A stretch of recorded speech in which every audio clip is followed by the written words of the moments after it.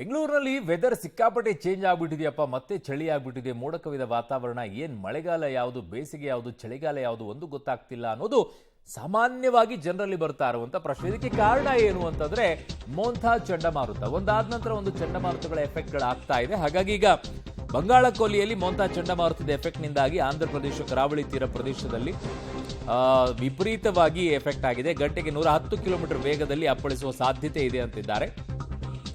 ಆಂಧ್ರದ 1419 ಹಳ್ಳಿಗಳು ಮತ್ತು 44 ಪಟ್ಟಣಗಳ ಮೇಲೆ ಇದರ ಎಫೆಕ್ಟ್ ಆಗುತ್ತೆ ಅಂತಿದ್ದಾರೆ.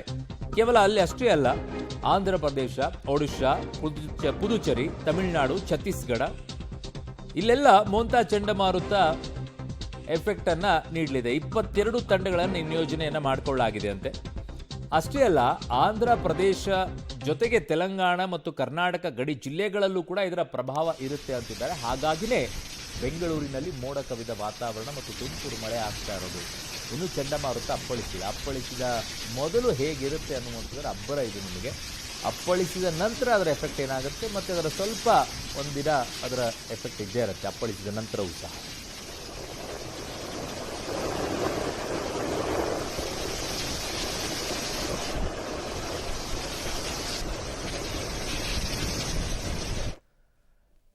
ಸೊ ಹಾಗಿದ್ದಾಗ ಚಂಡಮಾರುತ ಇವತ್ತು ಎಷ್ಟು ಗಂಟೆಗೆ ಅಪ್ಪಳಿಸಲಿದೆ ಅನ್ನುವಂತಹ ಮಾಹಿತಿ ಬೇಕಲ್ವಾ? ಸೊ ಇವತ್ತು ಸಂಜೆ ಆಂಧ್ರ ಪ್ರದೇಶಕ್ಕೆ ಮೋಂಥಾ ಸೈಕ್ಲೋನ್ ಎಂಟ್ರಿಯನ್ನ ಕೊಡುತ್ತೆ. ಮಚಿಲಿಪಟ್ಟಣಂ, ಕಳಿಂಗಪಟ್ಟಣಂ, ಕಾಕಿನಾಡಕ್ಕೆ ಮೋಂಥಾ ಚಂಡಮಾರುತ ಅಪ್ಪಳಿಸಲಿದೆ. ಆಂಧ್ರ ಪ್ರದೇಶದ ಕಡಲ ತೀರದಲ್ಲಿ ಅಲೆಗಳ ಅಬ್ಬರ ಈಗ ವಿಪರೀತ ಹೆಚ್ಚಳವಾಗಿದೆ. ಸೈಕ್ಲೋನ್ ಹಿನ್ನೆಲೆಯಲ್ಲಿ ರೈಲು ಮತ್ತು ವಿಮಾನ ಸಂಚಾರ ಅಡ್ಡಿಯಾಗಿದೆ. ಇಂಡಿಗೋ, ಏರ್ ಇಂಡಿಯಾ ಎಕ್ಸ್ಪ್ರೆಸ್ ವಿಮಾನ ಸಂಚಾರ ರದ್ದುಪಡಿಸಲಾಗಿದೆ.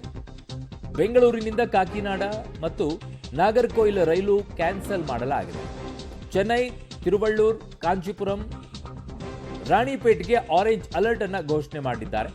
ಕೆಲವು ಕಡೆಗಳಲ್ಲಿ 60 ಕಿಲೋಮೀಟರ್ ವೇಗದಲ್ಲಿ ಗಾಳಿ ಅಪ್ಪಳಿಸಲಿದೆ. ಸೊ ಹಾಗಾಗಿ ಕೆಲವು ಕಡೆಗಳಲ್ಲಿ ಸಮಸ್ಯೆ ಆಗತ್ತೆ ಅಂತಿದ್ದಾರೆ. ಸ್ವಲ್ಪ ಎಚ್ಚರದಿಂದಿರೋದು ಒಳ್ಳೆಯದು. ಆಂಧ್ರ ಪ್ರದೇಶ ಕಡೆಗೆ ಹೋಗಬೇಕು ಅನ್ನುವಂಥವ್ರು ಸ್ವಲ್ಪ ಹುಷಾರಾಗಿರಿ. ನನ್ನ ಸಹೋದ್ಯೋಗಿ ಈಗ ಶಬೀರ್ ನಿಡ್ಗುಂದಿ ನನ್ನ ಸಂಪರ್ಕಕ್ಕೆ ಸಿಗ್ತಾ ಇದ್ದಾರೆ. ಶಬೀರ್, ಯಾವ ರೀತಿಯಾದಂಥ ಅಲರ್ಟ್ ಅನ್ನ ಘೋಷಣೆ ಮಾಡಲಾಗಿದೆ, ಯಾವ ರೀತಿಯಾದಂಥ ಪರಿಣಾಮಗಳನ್ನು ಇದು ಉಂಟು ಮಾಡಲಿದೆ ಅನ್ನುವಂಥದ್ದನ್ನು ಹೇಳ್ತಾ ಇದ್ದಾರೆ. ಎಷ್ಟು ಗಂಟೆಗೆ ಅಪ್ಪಳಿಸಲಿದೆ?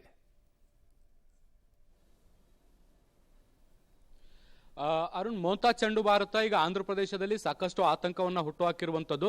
ಸರಿಸುಮಾರು 110 ಕಿಲೋಮೀಟರ್ ವೇಗದಲ್ಲಿ ಪ್ರಬಲವಾದಂತಹ ಗಾಳಿಯ ಜೊತೆಗೆ ಬಂದು ಇದು ಕರಾವಳಿ ತೀರ ಪ್ರದೇಶವನ್ನ ಅಪ್ಪಳಿಸುತ್ತೆ. ಹೀಗಾಗಿ ಬಹಳ ದೊಡ್ಡ ಪ್ರಮಾಣದ ಹಾನಿಯಾಗಬಹುದಾದಂತಹ ಸಾಧ್ಯತೆಗಳಿದೆ ಅನ್ನುವಂಥ ಮಾಹಿತಿಗಳು ಕೂಡ ಇದಾವೆ.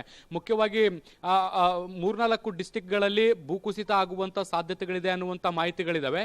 ಆಂಧ್ರ ಪ್ರದೇಶದ 26 ಜಿಲ್ಲೆಗಳ ಪೈಕಿ 23 ಜಿಲ್ಲೆಗಳಲ್ಲಿ ಈಗ ರೆಡ್ ಅಲರ್ಟ್ ಅನ್ನ ಘೋಷಣೆ ಮಾಡಲಾಗಿರುವಂತದ್ದು. ಕರಾವಳಿ ತೀರ ಪ್ರದೇಶದಲ್ಲಿ ಇರುವಂತಹ ಜನರನ್ನ ಸ್ಥಳಾಂತರಿಸುವಂತ ಕೆಲಸವನ್ನ ಮಾಡಲಾಗಿದೆ.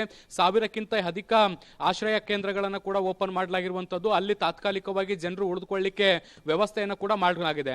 ಈಗಾಗಲೇ ಚಂಡಮಾರುತ ಅಪ್ಪಳಿಸುವಂತ ಸಾಧ್ಯತೆ ಹಿನ್ನೆಲೆಯಲ್ಲಿ ಈಗಾಗಲೇ ಸಾಕಷ್ಟು ದೊಡ್ಡ ಪ್ರಮಾಣದಲ್ಲಿ ನಿರಂತರವಾಗಿ ಮಳೆ ಆಗ್ತಾ ಇದೆ. ಕಳೆದ 2 ದಿನಗಳಿಂದಲೂ ಕೂಡ ಆಂಧ್ರ ಪ್ರದೇಶದಲ್ಲಿ ನಿರಂತರ ಮಳೆ ಆಗ್ತಾ ಇರುವಂತದ್ದು. ಇವತ್ತು ಕೂಡ ಈ ಮಳೆಯ ಪ್ರಮಾಣ ಮತ್ತಷ್ಟು ಜೋರಾಗಿರುವಂತದ್ದು. ಪ್ರಬಲವಾದಂತಹ ಗಾಳಿ ಬೀಸ್ತಾ ಇದೆ. ಗಾಳಿ ಅನ್ನೋದಕ್ಕಿಂತ ಅದು ಬಿರುಗಾಳಿಯಾಗಿ ಬೀಸ್ತಾ ಇರುವಂತದ್ದು. ಸೊ ಹೀಗಾಗಿ ವಿಮಾನಗಳ ಹಾರಾಟವನ್ನು ಕೂಡ ರದ್ದು ಮಾಡಲಾಗಿದೆ. ಜೊತೆಗೆ ರೈಲುಗಳ ಪ್ರಯಾಣ ಏನಿದೆ ಅದರಲ್ಲೂ ಕೂಡ ಸಾಕಷ್ಟು ವ್ಯತ್ಯಯಗಳನ್ನು ಕೂಡ ನೋಡ್ಲಿಕ್ಕೆ ಸಿಗ್ತಾ ಇದೆ. ಕೇವಲ ಇದು ಆಂಧ್ರ ಪ್ರದೇಶಕ್ಕೆ ಮಾತ್ರ ಸೀಮಿತವಾಗಿಲ್ಲ. ಒಡಿಶಾ, ತಮಿಳುನಾಡು, ಪಶ್ಚಿಮ ಬಂಗಾಳ ಈ 3 ರಾಜ್ಯಗಳ ಮೇಲೂ ಕೂಡ ಇದು ಪರಿಣಾಮ ಬೀರುವಂತಹ ಸಾಧ್ಯತೆಗಳಿದಾವೆ. ಅಲ್ಲಿರುವಂತಹ ಕರಾವಳಿ ತೀರ ಪ್ರದೇಶಗಳಲ್ಲೂ ಕೂಡ ಆರೆಂಜ್ ಅಲರ್ಟ್ ಅನ್ನು ಘೋಷಿಸುವಂತ ಕೆಲಸವನ್ನು ಕೂಡ ಮಾಡಲಾಗಿದೆ. ಇದರ ಜೊತೆಗೆ ಕರ್ನಾಟಕದ ಮೇಲೂ ಕೂಡ ಇದು ಪರಿಣಾಮ ಬೀರುವಂತಹ ಸಾಧ್ಯತೆಗಳಿದಾವೆ. ಕರ್ನಾಟಕದ ಕೆಲವು ಜಿಲ್ಲೆಗಳಲ್ಲೂ ಕೂಡ ಮಳೆ ಆಗುವಂತ ಸಾಧ್ಯತೆಗಳನ್ನು ಕೂಡ ಹವಾಮಾನ ಇಲಾಖೆ ಕೊಟ್ಟಿದೆ. ಅರುಣ್, ಧನ್ಯವಾದಗಳು ಶಬೀರ್ ನಿಮ್ಮೆಲ್ಲ ಮಾಹಿತಿಗೆ.